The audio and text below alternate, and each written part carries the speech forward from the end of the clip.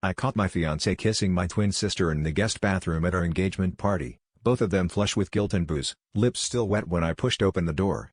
The music from the living room thumped through the walls, but in that moment all I could hear was the sound of my own heart pounding.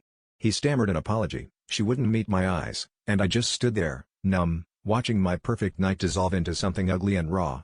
I thought I'd scream or cry, but instead I laughed, sharp and bitter, because it felt like a punchline to a joke I'd never understood. The worst part wasn't his betrayal, not really.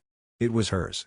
My sister and I had shared everything, secrets, clothes, even crushes back in high school, but this felt different, calculated, cruel. She'd always been the wild one, the one who turned heads and broke rules, but I never thought she'd break me. When she finally looked up, her expression was something I couldn't read, shame, maybe, or satisfaction. I wanted to slap her, but my hands wouldn't move. I walked out, leaving both of them scrambling with their pants and their excuses. The days after were chaos. My phone exploded with messages, my mother cried, my fiancé tried to explain that it just happened, that he'd been drinking, that he loved me. My sister sent a single text, "I'm sorry." But the ache in my chest wasn't about losing him, it was about losing her. I replayed every conversation, every late-night confession between us, and wondered when I stopped being her sister and started being her rival. The fight that followed was brutal, all old wounds and new ones, voices raised and tears shed, but it didn't fix anything.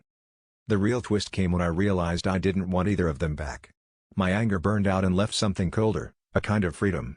I thought the pain would destroy me, but it just stripped everything down to the truth. I loved the idea of us more than the reality.